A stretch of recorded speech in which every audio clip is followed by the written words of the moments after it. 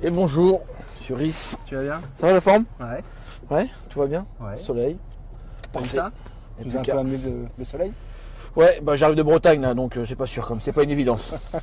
Bon, on est ravi de t'accueillir dans ce nouvel épisode d'Un bout de chemin. Bah merci beaucoup, Tu connais un peu le principe? bien sûr. Donc, tu sais où sont les questions? Questions, elles sont là. Allez, hop.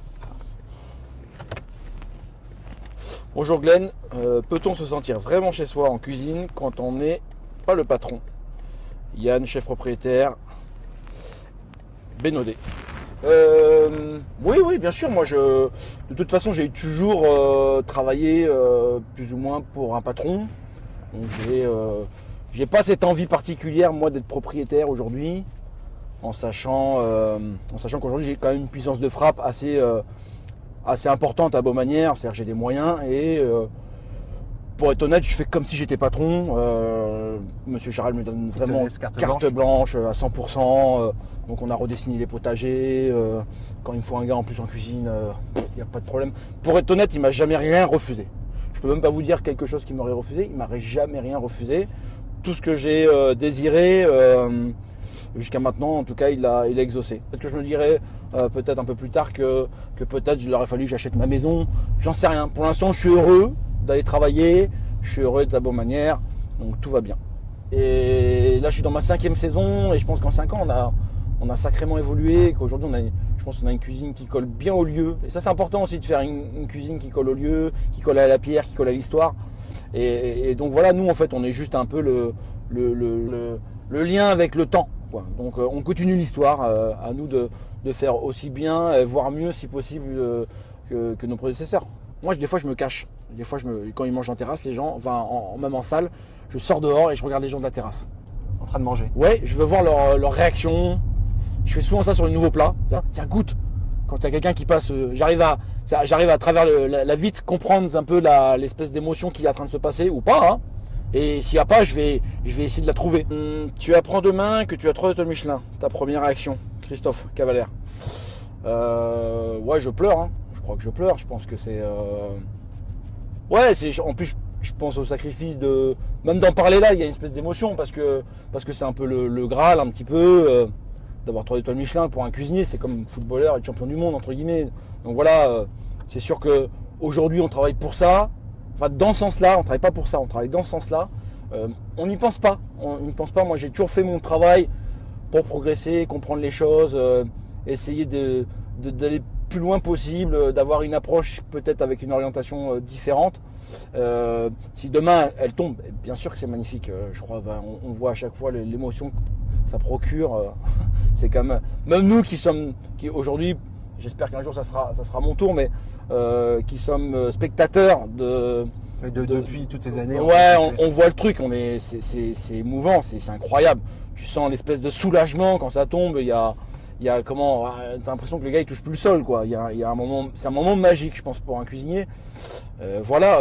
Après, ma priorité aujourd'hui, c'est de créer une ambiance dans ma cuisine, de créer un style, une identité, et puis de toujours aller au boulot avec la même envie. Et aujourd'hui, quand je vais à Beaumanière et que je passe le Val d'Enfer, tous les jours j'ai un regard différent sur la pierre.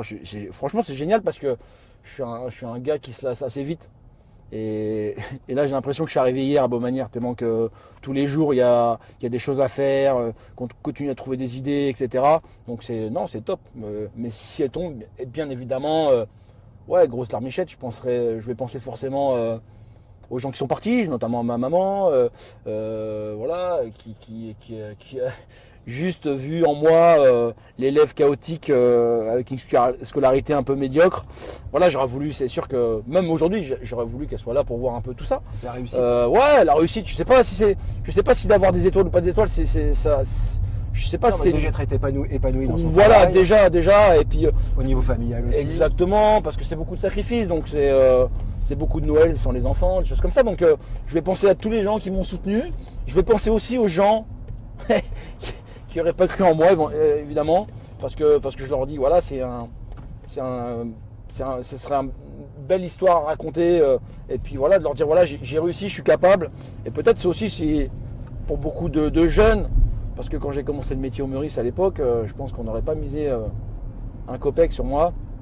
Et parce que je pense qu'à un moment donné, tu as un déclic. Il faut juste rencontrer la bonne personne qui va vous expliquer avec les bons mots. Et là, le déclic, c'était qui?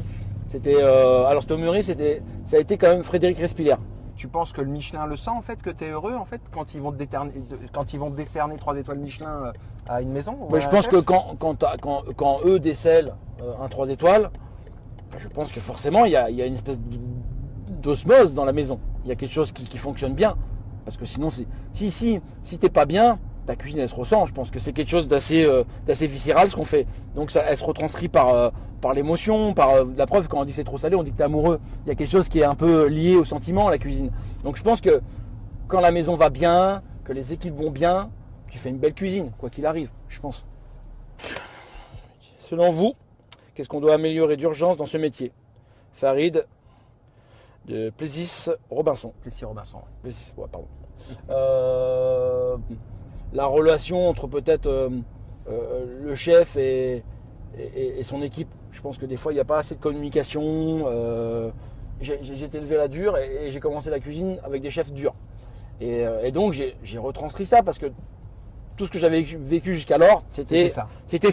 Ceci étant, avec le temps, avec la maturité, on s'aperçoit que finalement, avec la gentillesse, on arrive au même résultat, voire mieux, parce qu'on est moins fatigué, parce que vos équipes, comme vous les considérez davantage, eh ben, elles savent qu'elles doivent faire bien. Elles veulent pas vous décevoir. Et elles vous regardent avec de l'admiration, pas de la peur. Ah, c'est mon frangin ça ou quoi? Et Erwan.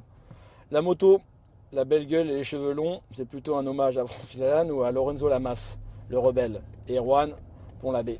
Erwan en plus c'est comme mon frère. Depuis gamin, j'aimais Harley. C'est-à-dire que dans ma chambre, j'avais des vieux cadres de moto, mais avec des vieux modèles. C'est-à-dire que j'avais la selle à ressort, beaucoup de chrome, les roues à rayons, etc. Et donc je me suis fait faire une moto sur mesure, un peu dépouillée, un peu moderne quand même, un peu dépouillée. J'ai mis 2 ans à la faire quand même, hein, parce que je voulais un truc qui me ressemble aussi. Avec un gros boudin derrière. Gros boudin à l'arrière, les commandes avancées, etc. Et elle de roue la moto? Là, elle dort dans ma maison. Mais Voilà. elle a dans une pièce en particulier? Là, je l'ai sortie parce qu'on a refait le salon, mais à la base, elle dormait dans la maison. Dans la maison. En déco, avec un spot. Dans le salon? Ouais, dans le salon, ouais. Ah ouais. Ouais. Non, c'est classe. Moi, c'est pas que j'aime pas Francis Lalanne, d'ailleurs, je le trouve assez marrant dans son idée. Lui, c'est assez un Luberlu un peu. C'est un peu un artiste un peu qui va haut, comme ça, haut perché. Mais non, Lorenzo Lamas, sans aucun doute. Ouais, puis j'aime bien ce côté en plus, Harley Davidson, parce que il y avait ça aussi qui est important de souligner, c'est que l'avantage en Harley, c'est que tu peux vieillir en Harley. C'est-à-dire qu'un mec de 80 piges qui monte sur sa Harley, il est cool. Tu vois, le même mec qui monte sur une R1, il a l'air d'un con. D'accord. Cherchez-vous à marquer la gastronomie par la création d'un plat qui deviendrait historique. Jean-André Charial, les Beaux de Provence. Marrant ça. Voilà, j'aimerais bien laisser peut-être une trace à la gastronomie avec par exemple les cailloux d'assaisonnement. On a remplacé le sel par la concentration des goûts. Après, on a mis en place un système pour faire des riz de veau très ronds. Parce qu'on appelle ça une pomme de riz de veau, sauf que quand ça arrive dans l'assiette, ça ressemble jamais à une pomme. Ouais. Donc on a mis un système, alors ça fait prétentieux, mais j'ai dit les gars, quand vous partirez, ça s'appelle vieliser. Voilà, je me suis dit ça va être j'aimerais bien que... Vieliser. Ah, j'adorais qu'un jour j'ai Tu pacosses et tu vielises. j'en sais rien, tu vois, j'aimerais bien qu'un jour peut-être que mon nom reste, peut-être que allez, dans quelques années, mon petit-fils qui serait peut-être cuisinier se dit ah ça c'est mon grand-père qui l'a inventé, je serais comme le gars qui a créé, je sais pas, l'éclair au chocolat, il dit tiens ça c'est moi qui l'ai créé il y a 100 ans, tiens c'est toi. Donc plus des techniques que des plats en fait. Ouais, mais après des techniques, une vision. On a pour habitude dans ce programme de finir avec une chanson, une musique. Donc on va te la passer et puis tu vas nous dire en fait à quoi elle te fait penser. J'ai cru que tu allais me faire chanter. Alors ça, après, peut-être que tu pourrais effectivement chanter.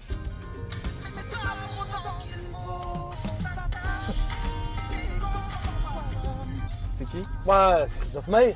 Ouais, j'aime bien Christophe Maé parce que ça, il y a quelque chose de joyeux quoi. Nous le matin en cuisine il y a la musique.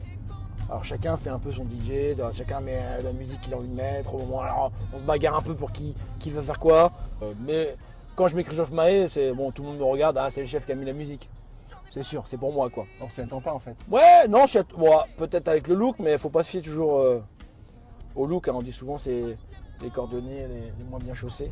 Donc voilà, faut pas se fier des fois peut-être au barbu, aux cheveux longs, avec une grosse carcasse, quoi. Derrière, je pense qu'il y a, voilà, il y a un gars, je pense qui est plutôt assez sensible en vérité, hein. Je pense, hein, honnêtement, qui est pas un dur, qui est pas, voilà, j'aime les gens, voilà, et voilà, je trouve que ça reflète bien, voilà, la légèreté, le soleil. Je dois pas être le seul à apprécier, ouais.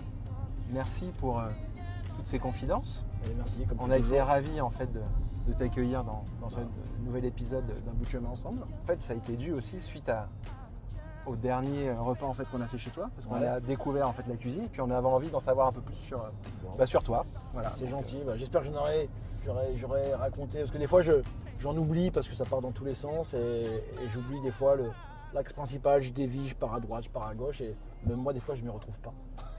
Merci. Merci à vous.